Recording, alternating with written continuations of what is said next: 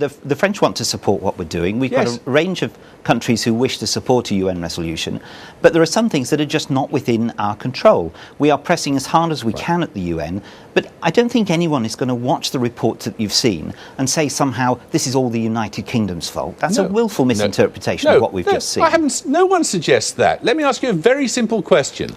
Should President Assad go? He should either reform or he should get out of the way. Right. When will you judge that he is genuine about reforming? Because he said yesterday he was going to reform, didn't he? The speech yesterday was very disappointing. I don't think there's any sense at the moment that he is about reform, because what he needed to do yesterday was announce the release of political prisoners, the access of the country to foreign media, to humanitarian I just wonder how many chances are you going to give this man before you say you've got to go? Well, I don't think we're in the position of giving chances. We've already taken action, targeted sanctions against him and other members of the regime. We're pressing to get more sanctions at the European Council this week. We're working with others to do things at the United Nations. But this is not something we have entirely within our own gift. We are doing everything we can. Let me ask you specifically about something that's happening on the streets of this capital city right now.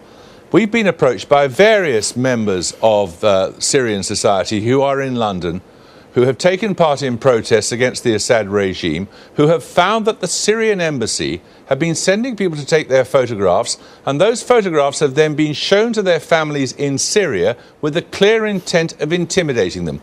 Will you call the ambassador in and tell him to stop doing it? This is quite wrong.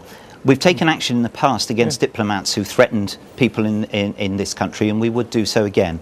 I've heard of these allegations during the course of this evening. We will be investigating. They must be investigated by the police. But if we had evidence that people were being intimidated in this country by diplomats working for another country, we've taken action before and we would do again. Will you call the ambassador in and tell him so? We have regular contact with the ambassador in order to pass various messages about what's happening in Syria, and once we've had an opportunity to investigate these allegations, he might well be coming in again. Alistair Burt, thank you. Well, now the Greek government is still waiting.